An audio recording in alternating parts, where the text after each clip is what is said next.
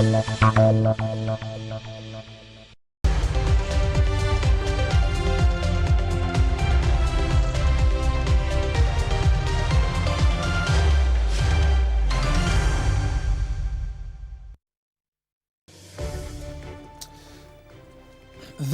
minority caucus accuses government of breaching the provisions of the constitution over the recent decision to accept some West African nationals deported from the US of A.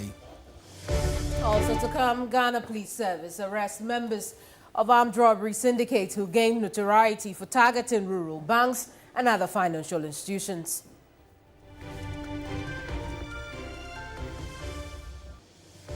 Plus, coalition of unpaid nurses and midwives demonstrates against government for failure to pay them after working for 9 months.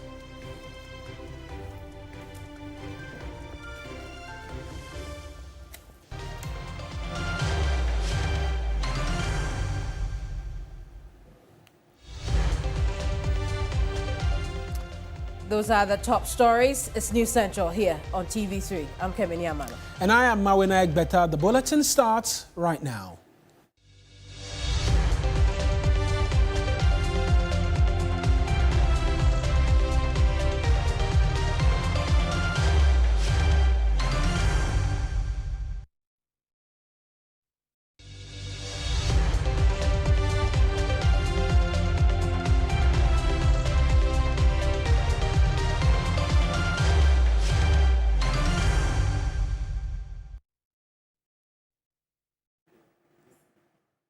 Now, the minority caucus is raising red flags over Ghana government's decision to accept some West African nationals deported from the United States of America, describing the agreement covering the deportations as unlawful.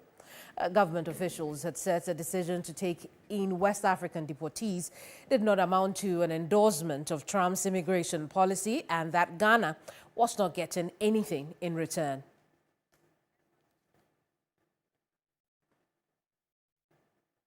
In the last few minutes, the minority has been holding a news conference to address some of their concerns to do with that deportation. Now, before we connect with our correspondent on the ground, let's go back into time now and take a listen to Ranking on the Foreign Affairs Committee. Now, we'll do that. But right now, let's connect with our man on the ground, Crosby Annan. Crosby, what else has the minority been complaining about?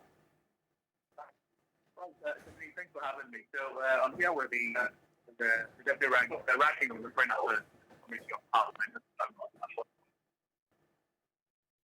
Addressed the press conference that ended a while ago, and just like you rightly mentioned, two main issues.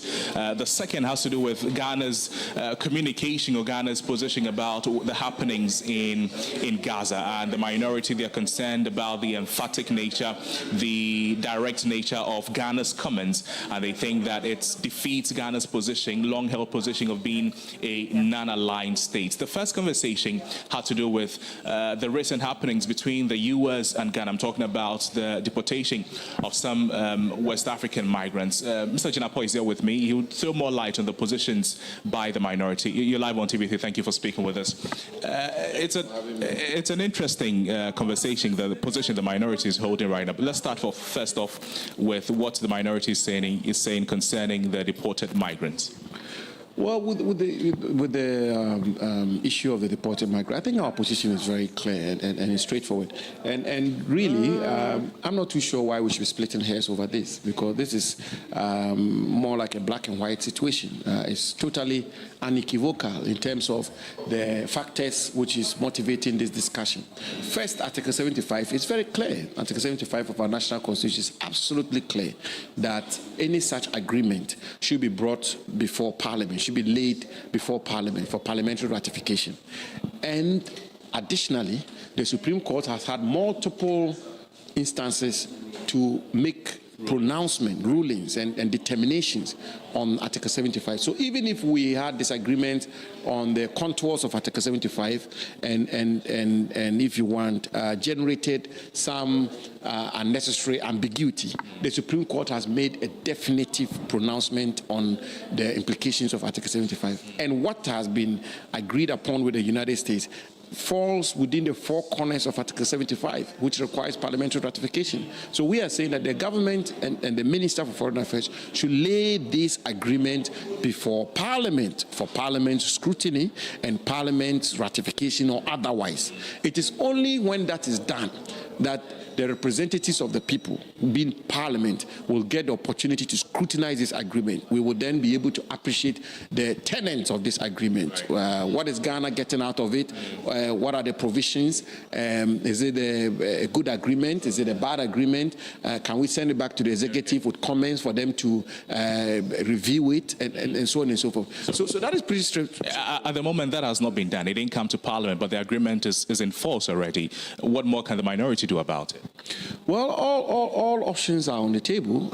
We've been at this for a while now in terms of the public advocacy, and we are hoping that this will get the government to change gear and change course. So and you want the agreement to cease at the moment? The agreement has to cease because you know how controversial this U.S. policy on immigration is, and it's controversial. It affects all manner of persons. It affects nationals of all sorts. And African Union has made a pronouncement on this. ECOWAS has made a pronouncement on this. It affects Africans. It affects our compatriots. So we have to be careful in not positioning ourselves as aiding the Trump administration in its current immigration policy. And it is only when the government lays this agreement before Parliament that all of us will get opportunity to scrutinize and comment on this agreement, ultimately for the good of Ghana. So my last question has to do with the first subject. But so essentially what you're saying is that the implementation of the agreement should cease. It should come to Parliament for the ratification to be done before, whether or not it progresses or it continues. The other has to do with the conversations or the comments by Ghana or the Foreign Affairs Ministry on the happenings in Gaza. You think it is defeating Ghana's position as a non-aligned state since independence? Well, you know, Ghana has had a very respected foreign policy tradition over the years since President Nkrumah's time, since independence. To quote President Nkrumah when he said, we neither look left or right, we look forward. In other words, we don't align with the East or West. We are a non-aligned nation. And this has been the tradition Ghana has adhered to for all these years since 1957, you know. And therefore, when the foreign minister of our country, who is the chief international diplomat of Ghana, makes comments which are very extreme, which are very declaratory, one-sided, which are partial, okay. And I'm choosing my words very carefully, it risks compromising Ghana's time-tested, well-acclaimed foreign policy position of non-alignment. And it is because of our non-aligned nature, which is why Ghana has been a leading country, a leading and respected country when it comes to peace building and bridge building and diplomacy, which results in the making of peace and so on and so forth. So we think the minister should not take a position which suggests that Ghana is aligning with Palestine as against Israel. And neither should he take a position which suggests that we are aligned with Israel as against Palestine. We should be impartial and we should be non-aligned. That has been how Ghana has conducted its foreign policy since independence. Honourable, there's the argument that the happenings in Russia and Ukraine when it began, the comments from the then NPP may defeat the thinking of the minority now. Well, it doesn't make this right. And let's have that conversation. Let's have that debate. Let's have that debate. Let's open it up. Was the NPP's government, the just ended government's position on the Russian-Ukraine war, did they defeat or did it have the tendency of compromising Ghana's policy of non-alignment? They were definitive. Let's have that conversation. And if it is, that is also is one that we should not welcome. What is wrong yesterday is wrong today, and it should be wrong tomorrow.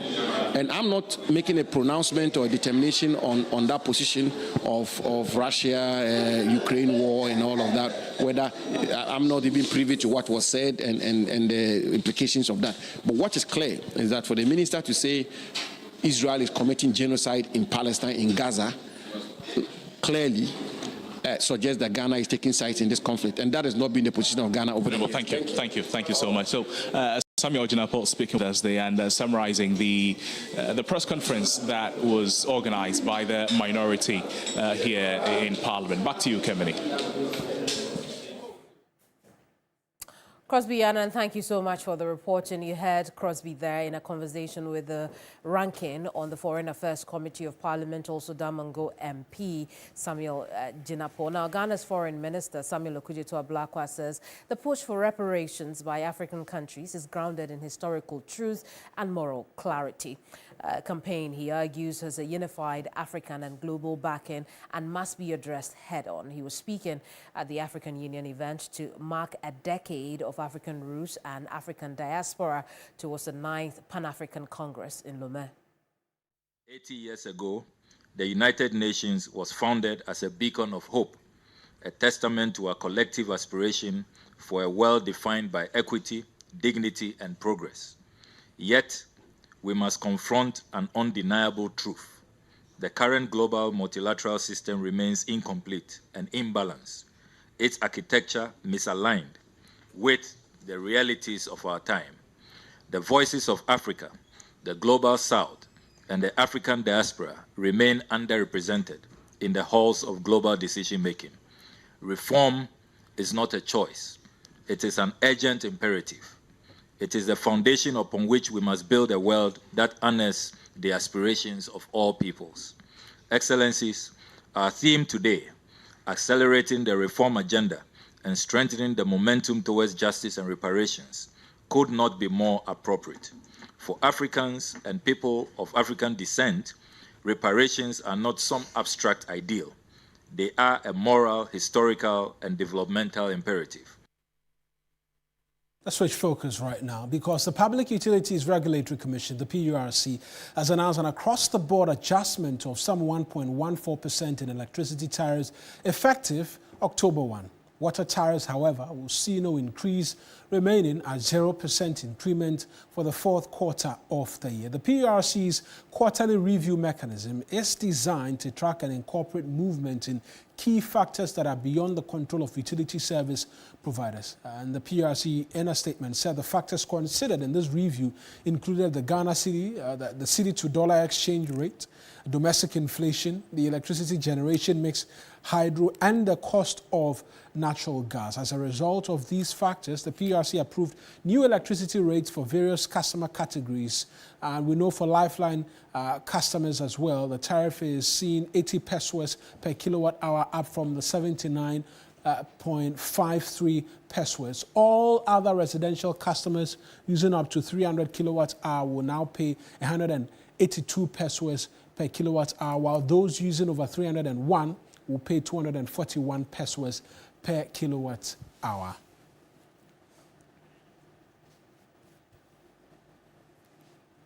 Let's speak to the Director of Research and Corporate Affairs at the PURC, Dr. Eric Obute. Doc, I appreciate you for speaking to us. Is there a justification as to why Ghanaians must be paying 1% more for utility? Because if there's anybody we can look up to say that we will get reprieve from, it should be the PURC, considering we've seen a remarkable decline in terms of exchange rates, albeit it's gone back to 12. It's not the same numbers we had when the year started. And so we haven't enjoyed any reduction at all. Why should we continue to see an increase? Very much, Mawuena. I believe you read out a number of factors that we consider when we are doing the minor tariff. As I inflation inclusive as well. Sorry? Inflation inclusive as well, and that's also been on the downward trajectory. So those factors are beyond the control of the service provider, and I'm going to explain to you. One of the factors which we consider is the inflation. The other factor which we consider is the exchange rate. Right. Now, the exchange rate that we used the last time in the third quarter was 10 cedis, 70 pesos to the dollar. As we speak, the exchange rate that we are using is 12 cedis, 37 pesos. So there's a shortfall in that already. Okay, and we need to, just as you rightly pointed out, the minor tariff review is to make sure that we restore the value of the tariff in the previous quarter. So exactly that is what we are trying to do in this particular quarter, by trying to restore the value of the tariff. So even though we have seen a decline in the inflation rate, we have seen also a slight depreciation of the currency, whereby we use 10 cedis, 70 pesos as against this current tariff. Now we are using 12 cedis, 37 pesos. So that gap is what we are trying to close. Year started when the cedi began to perform creditably against the US dollar. We've seen the 2 previous quarters, that appreciation of the cedi, we didn't see a resultant decrease in tariffs. The explanation we got from the PURC was that we were settling some debts which had accumulated, and so we used the last 2 quarters to clear those debts. And then as well, in the last quarter, we got the indication that a part of the reasoning why we were seeing an increase in the tariff was the purchase of fuel, amongst many other things. Now the debt is gone. In this justification, we don't see the mention of fuel purchase. Then the question will come, why are we not getting at least some reprieve, is the question.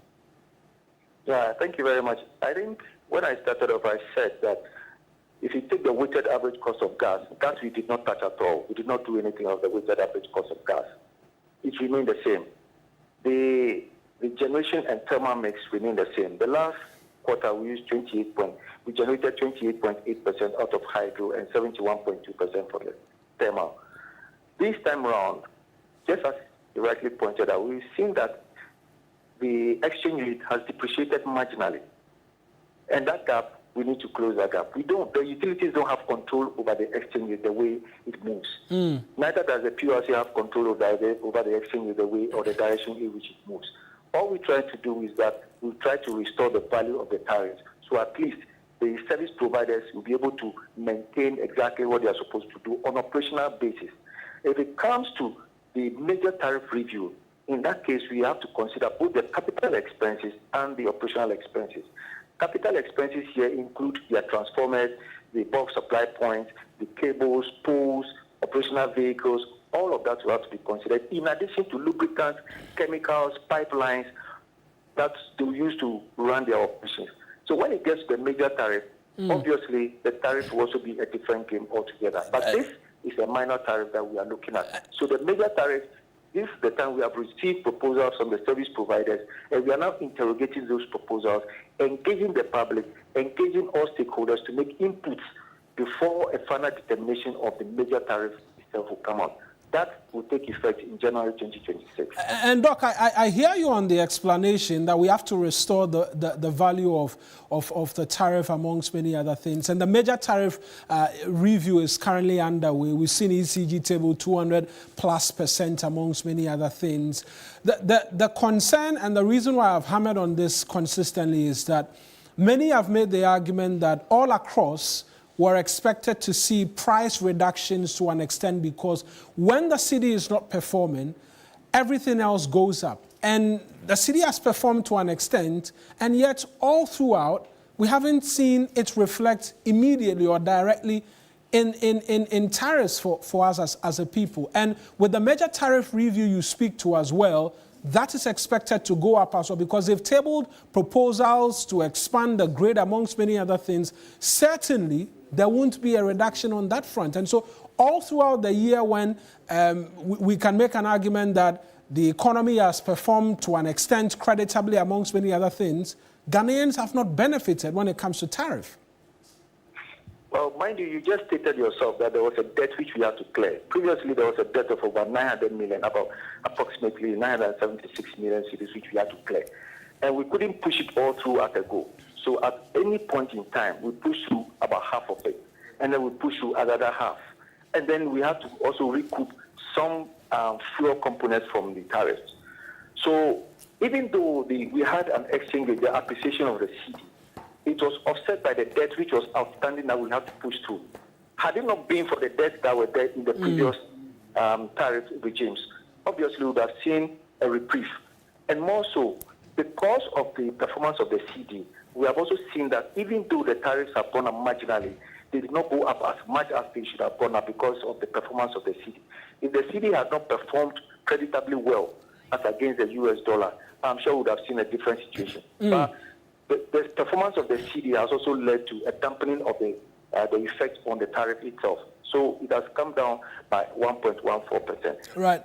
Just finally, the exchange rate is not the only determining factor. Absolutely. There are other factors that go into it as well, which I've been mentioning as well. But just finally, with this 1.14, are we still paying for a portion of the components for fuel?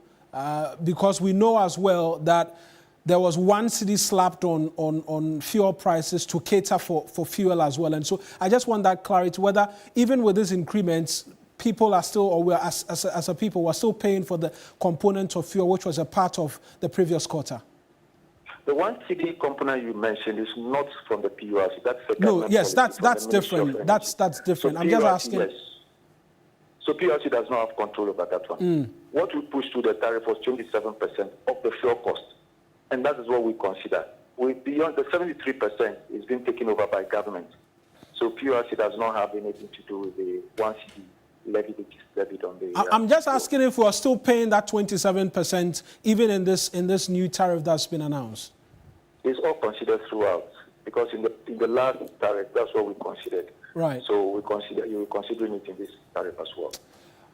As always, thank you very much for speaking to us, Doc. A pleasure connecting with you. That's Dr. Eric Obute speaking to us. It's with the Public Utility Regulatory Commission. And so 1.14% is the expectation in terms of how much more you'll be paying for electricity. But water remains as it is.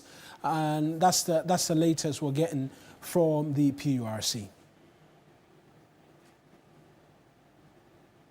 Now, parents of some candidates of this year's Basic Education Certificate examination have chastised the computerized school selection placement system for failing to place their children into their preferred schools despite securing excellent grades.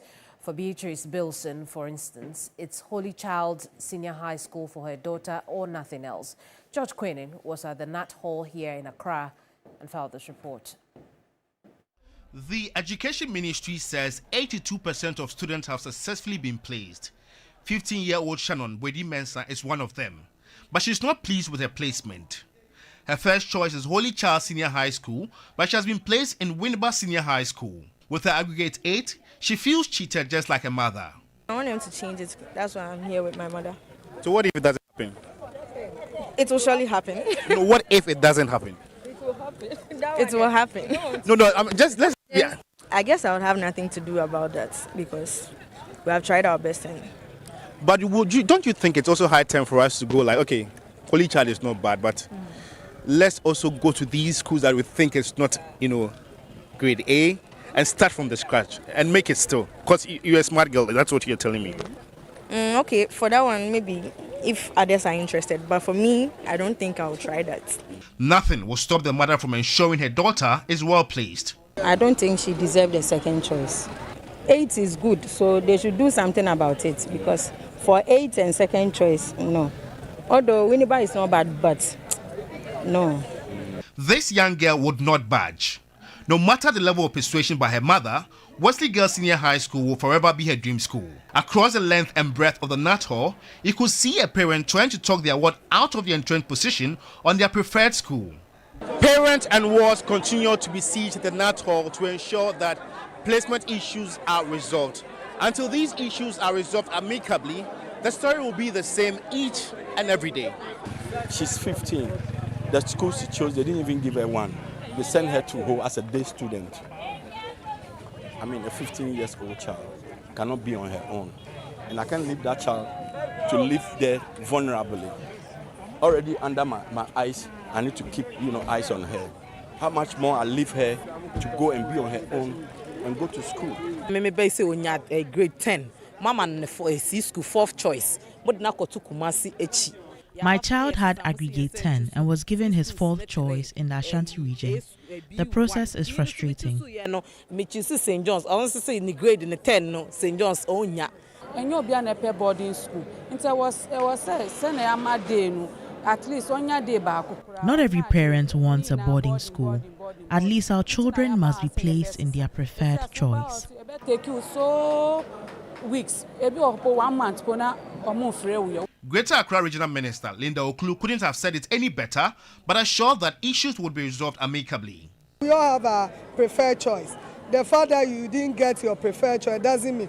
I recall that was about 2 years ago. My daughter needed to go to St. Rose's. In fact, they didn't get St. Rose's, so I was given an option, and why not? I took that option, and now he has gotten a school. It doesn't mean that the fact that you want preferred choice, you don't get, your child wouldn't get placement. No, she will definitely get a school to attend. A total of 603,328 candidates sat for this year's BECE, comprising 297,250 males and 306,078 females, with exams conducted at 2,237 centers nationwide.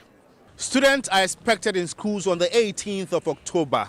Hopefully, some of these 13 challenges are resolved before school reopens next month.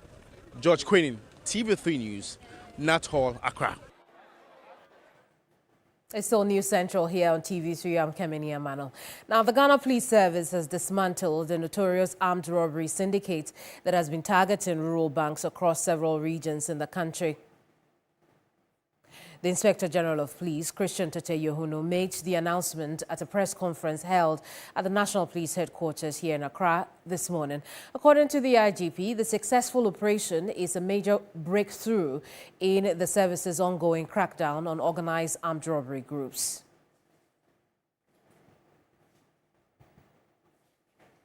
Let's connect now with our correspondent on the ground, Armstrong Gold Alogbe. Talk to us. What else has the police been talking about?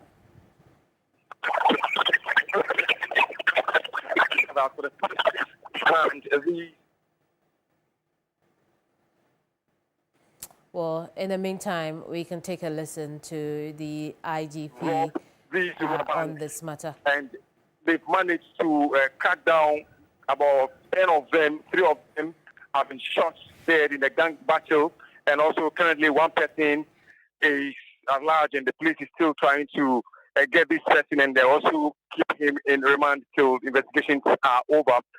And these banks that have been targeted are cut across within some 6 regions, and the police haven't given us briefing. Let's take a listen to what the IGP has to say to us. Let's listen to the IGP now, Christian Yohuno. The operation over the past year, the service recorded a number of robberies targeting financial institutions, particularly rural banks. My team and I, after analyzing these robberies, observed a similar pattern. We immediately got to work.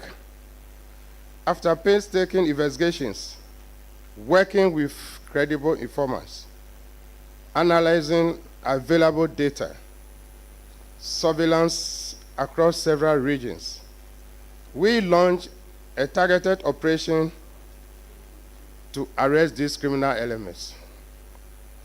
This operation took us to the Ahafo, the Western, the Central, Eastern, and Ashanti region in towns such as Esreso, Edija, Ejiso, Achiankrum, Atonsu, Chirapatri, Ahua, Zongo, Aputoja, Abotem, please forgive me my language, Kasebost, Eswofua, Atosu Monaco, Pechi, Obuase, and Buaho near Kronom. These are the hideouts of these criminals. I'm delighted to announce that we have successfully dismantled the gang behind all these robberies. So Armstrong, tell us a bit more. In this dismantling the syndicate, how many arrests were made? Did the IGP also indicate what nature of crimes they have been involved in, whether any of them is made to the news? Talk to us about the details of this. So, Kemini, the IGP has been explaining to us that these gangs in question people who all the target is rural banks. They just go to banks, and when they get them, they have these officers there. They just tie them behind them, they tie their hands behind them, and then use electrical gadgets to cut down the door leading to where these monies are being kept, and they rob the bank and they go away. And arresting them, about 10 of them currently have been apprehended, and they were brought in the police Ivy Maria vehicle that was they were brought in, and also the police retrieved about 14 guns from these people. Some of the guns that were retrieved from them, the police identified that one of the guns belongs to a police officer that was attacked on his way from official duties, and they killed him and seized his gun, and they took the gun, and as part of the operations, these are some of the guns they used, and the police also identified other guns that were stolen from police officers on official duties, and these criminals used in their daily operations. And this thing has been happening for the past 6 months, we are told, according to the IGP, and that for the IGP, these people are the brain behind almost all the activities, the robbery activities in the various rural banks across the country, particularly in the Ashanti region. The CID boss has also been speaking to us. Let's take a listen to it. Through sustained intelligence operations over a period of 6 months, the Ghana Police Service, under the able leadership of the Inspector General of Police, Mr. Christian Tete-Yohono, has successfully dismantled the notorious criminal syndicates who have been behind several robberies in various regions of the country. The syndicate, believed to be made up of about 15 persons, have carried out mainly bank robberies in the Ahafo, Western, Central, Eastern, and Ashanti regions, in addition to other robberies. So far, 10 members of the syndicate have been arrested and are in police custody, as you just witnessed them today in this room. 3 other suspects were shot dead following an exchange of fire with the police during the operation, and efforts are ongoing to get the remaining suspects arrested. The suspects are Akwesi Ejay, alias Cobra, Ibrahim Al-Hassan, Samuel Apia, alias Akwesi Mugu, Francis Akwa, alias Preman, David Obobi, alias Wasti, Martin Akansina, alias 1 Billion, Nana Yao Frimpong, alias Mystical, Kojo Atingawo, alias Boga, Samuel Akwesi Jan, Stephen Say, Koku Pepra, alias X5, he is deceased. Bozin is also deceased. Kwabna Owusu Ansa is at large, and 1 Albert also at large. The banks affected are as follows. Adansi Rural Bank in Fomena was attacked on the 10th of April 2025. The Lower Pra Rural Bank at Takrade in Traban was attacked on 24th April 2025. Asokore Rural Bank in Asokwa was attacked on the 18th of May 2025. Ahafo Kukom Rural Community Bank branch was attacked on the 30th of May 2025. In Wabeja Rural Bank at Ofinso was attacked on the 10th of July 2025. Bosomchi Rural Bank at Sontreso was attacked on the 18th of July 2025. Kakum Rural Bank at Elmina was attacked on 4th August 2025. MRB Bank in Winneba was attacked on the 15th of August 2025. The South Birim Rural Bank at Achim Asene was attacked on 16th August 2025. The EcoBank Ahafu Kenyasi branch was attacked on the 8th of September 2025. And lastly, St. Martin de Porres Co-op Credit Union at Atonsu, Monaco was attacked on 14th September 2025. Armstrong, quickly tell us, how is this changing police operations around security and when it comes to, these rural banks? So the police, they've currently studied the techniques used by these gangs in their daily robberies, and they've also trained specially their men to meet them head on and ensure that they are not successful with their operation. So currently the police is very sure that with these 15 only to 14 that have been apprehended now, with 3 gangs down, with 10 behind bars. Currently, they are sure that they've managed to dismantle the strengths of these criminals scattered across the country. And they move in a team, and these are the leadership of the gangs. So currently, they are still going around to ensure that any other criminal scattered out there, they are able to apprehend them and then ensure that the rural banks are safe. But currently, they are saying that the government to mine or protect the safety of the rural banks scattered across the country. Kemini.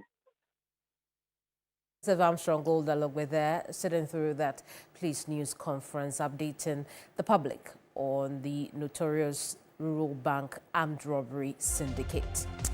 You're watching News Central. When we come back, we'll bring you more stories.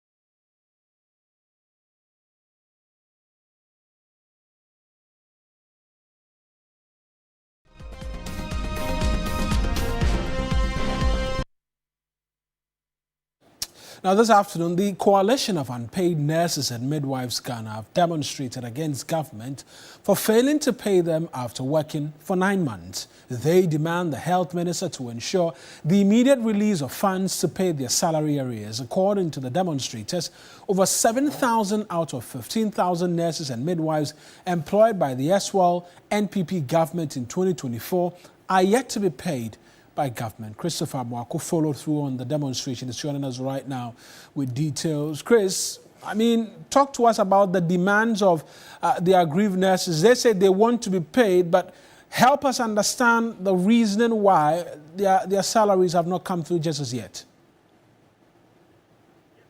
According to them, since last year, 2024, August, when they were posted till now, they have not received a PESWA from as salary, and this is actually having an impact on their livelihood because they are unable to pay their rent, they are unable to feed, they are unable to even take care of themselves and their families. And this stems from the fact that some 15,000 of them were posted last year.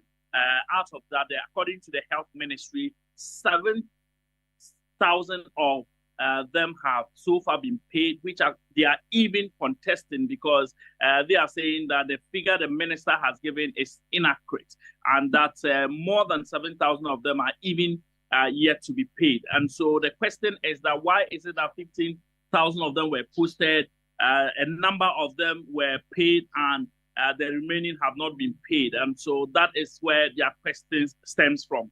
And they are demanding the ministry to, with immediate effect, facilitate processes for their payment because they are not being treated fairly according to them. They want the Ministry of Health and the Finance Ministry to promptly respond to their demands and pay them their 9 months arrears. Let's take a listen to what they have actually been saying. Any payments from the government, and they are telling us that our clearance has been expired, whereby some of our colleagues have received their salaries. So why is it that we all entered in the portal with them at the same time, but they were able to receive their salaries? Why is it that their clearance didn't expire and ours has been expired, which is not understandable? We are not getting the what they are trying to tell us. There's no sense in it. We are more than 7,000 nurses who have not been paid. Yes, the minister said they paid 6,000 or so. He was mentioning some figures, which is not right, which is not true. Because if we even compare the number of nurses who have been paid, I'm not sure they are up to the 6,000 he mentioned. So imagine, 7,000 nurses are out there. Some are having families. Some are having kids. Some are dependent. Some borrowed money to come and rent. And up to date, they are not receiving salaries. Briefly, what next for them? Just briefly. Yes, so Mawuena, they are saying that if the health minister and the Ministry of Finance fails to address their concerns, the next step will be to picket the health ministry in the coming days. Thank you very much. Christopher Mwako is my colleague in the northern part of the country for us. Away from that, over the years, persons with disability are often viewed and treated negatively due to social stigmatization. Across the Bono East region, the effect on social stigma is weighing heavily on daily lives as persons with disability are mostly deprived of basic rights like housing, employment, and even the chance at a loving relationship. In the day-to-day busy bustle of life, the daily challenges for persons with disabilities often goes unnoticed. Beyond physical barriers faced by these individuals, their day-to-day life is mostly prone to stigmatization. This insensitive act weighs heavily on their daily livelihoods, affecting every aspect of their lives.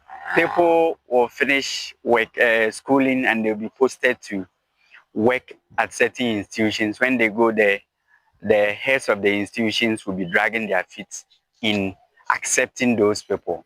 You realize that a disabled proposes to a non-disabled or an abled person, then the abled person, tries to pull away. And it's wrong. For many, This takes a form of subtle slights, like being avoided at public gatherings. At times you go to a social gathering, nobody wants to sit by you. But for others, the effect is more severe. Mr. Jeremiah Isahaku recounts a harrowing example involving a friend who was denied an apartment due to her disability. I have a friend, a colleague, who was just posted some months ago to a school in Nsuta. And this lady colleague had been looking for a room to rent. She got this room and the landlord told her that they can't give her the room because she's a disabled. He's advocating for societal support for persons with disability rather than sympathy. Nobody goes to the market to buy disability. So we are pleading with the society to see us as human beings before we becoming disabled. People who are disabled, what they need is to be supported. We don't sympathize with them. I'm encouraging the ladies especially. When persons with disability proposes to them, please ladies, do not reject them. Meanwhile, the mayor for Techima Metropolis implored policymakers to put in place policies and programs that actively assist persons with disability. We have to put in place policies and programs to assist the vulnerables in our society. Now, the Asokore Mampo Municipal Assembly has identified and marked several buildings for demolition as a critical step in its flood prevention strategy. The structures are located illegally along the banks of the Abuabo storm drain, a waterway known for overflowing during heavy rains, causing significant property damage and posing a threat to lives. The Assembly has issued a final warning to property owners who have built on waterways and restricted zones, stating that it will strictly enforce the law. With the rainy season underway, our reporter Ibrahim Abubakar has been assessing the situation on the ground. He's joining us now with his observations. Ibrahim, how many buildings are likely to be demolished? Well, so the demolition will affect all structures within the legally mandated buffer zone. That is, we are talking about those within 50 to 100 meters of the storm drainage. Additionally, all structures that are sitting on waterways, we are told, will also be removed. And so the Assembly is anticipating demolishing more than dozens of such structures, because many of these structures have already been earmarked for demolition. But because of lack of political will, let me say, previous attempts have been hindered. And for that matter, these demolitions have not been able to be done. And anytime it rains, that storm drainage continues to flood, claiming lives and even destroying a number of properties. So this time around, the Assembly says it is committed to leaving no stone unturned and making sure that it will remove all these structures to be able to pave way for water to be able to flow freely. Also, we have new structures that are also springing up. For the new structures, they have given them a 1-week ultimatum to put down all the structures, or we'll have to face the wrath of the Assembly. Let's listen to what the MC for Asokore Mampo, Ben Abdallah Al-Hassan, has been saying. We have given them the other opportunity of doing the demolition themselves within a space of 1 week. Failure to do so, which will compel the Assembly to come in again to bring a bigger and more purposeful machinery to conduct the demolition exercise and surcharge them for the cost of demolition. There's a lot of indiscipline within the fiscal planning space, within the municipality. And this is something that I'm willing to confront head on. This is not the first of its kind that I've done. And we will continue. This one will go down, and effectively all others that are illegally put up will go down in the coming weeks and months. We are committed to ensuring that there is a lot of sanity within the fiscal planning space. We have met a couple of them, and they have clearly admitted to the fact that whatever they are doing here is illegal. Here. Thank you so much for talking to us. Ibrahim Abubakar is our Ashanti region correspondent and in Regional Hub.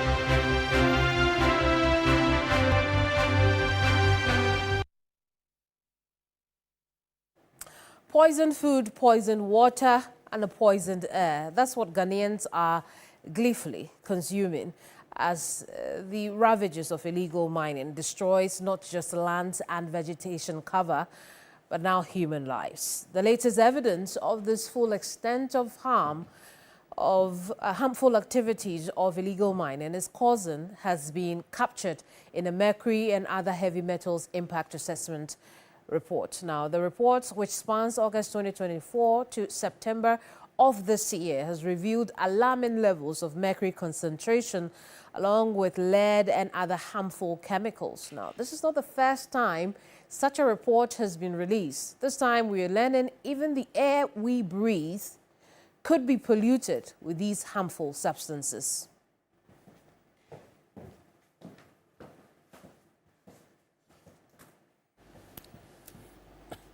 Let's unpack all of that on our dashboard. Mawuena will do just that. Mawuena, what are the levels we are looking at?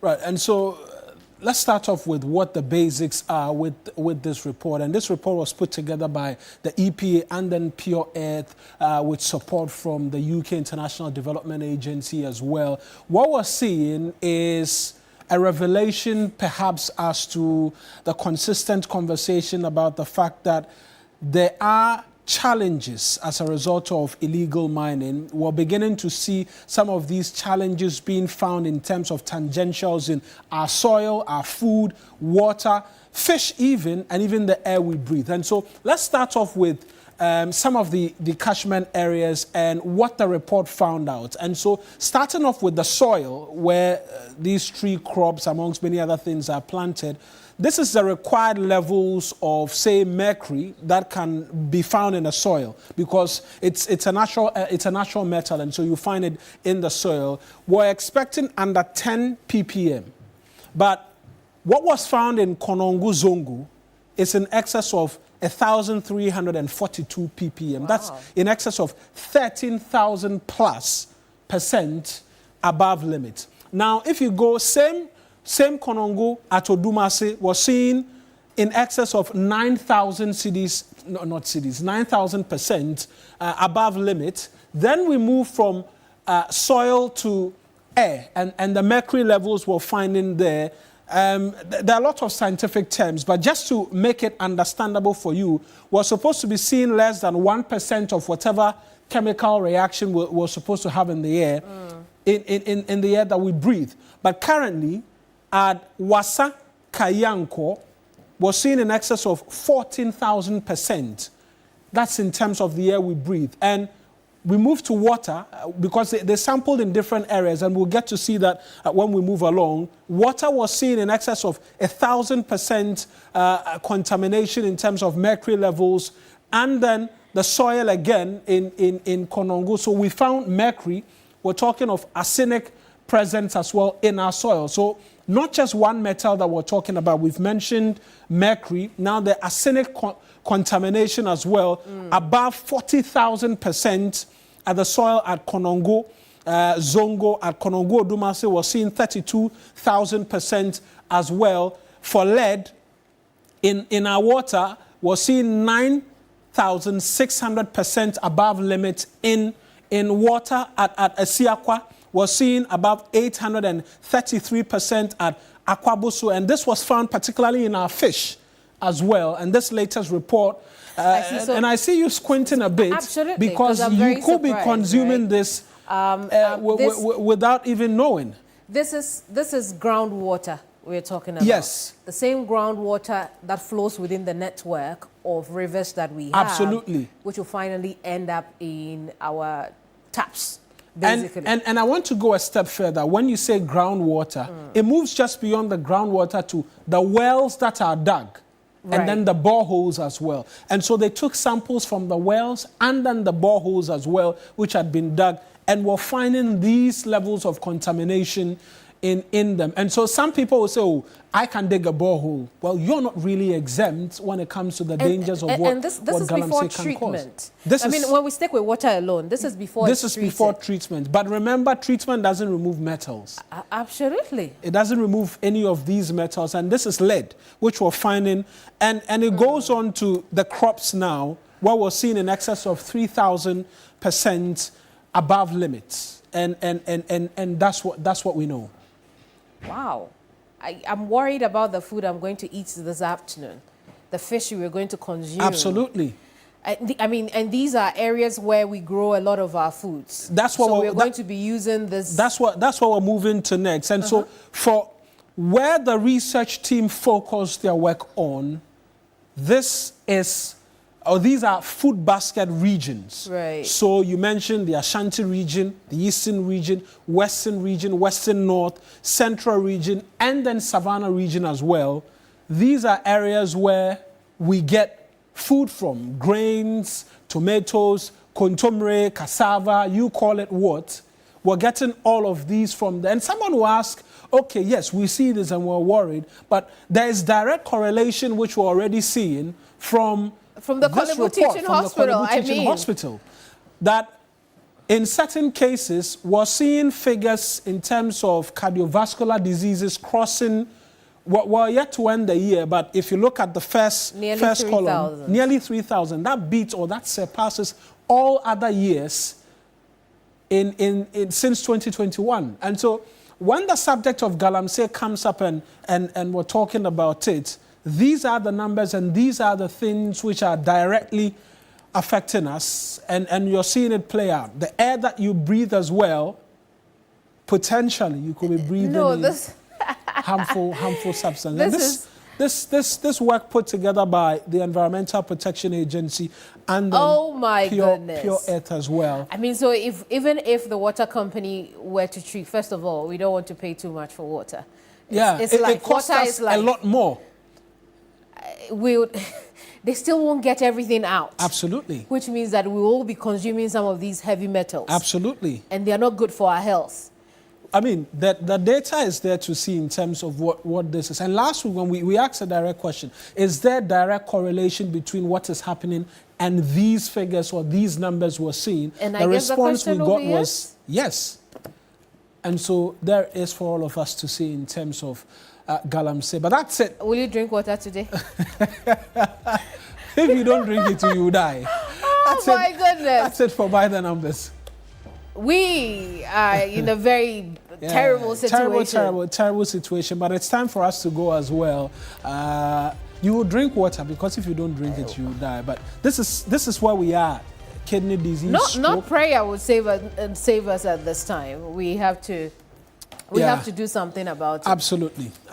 And immediately as well. Anyway. Most definitely. That's how we wrap up on today's edition of The Bulletin. We're back again tomorrow. I am Mawuena Egbeta. And I am Kemini Amanor. Bye-bye.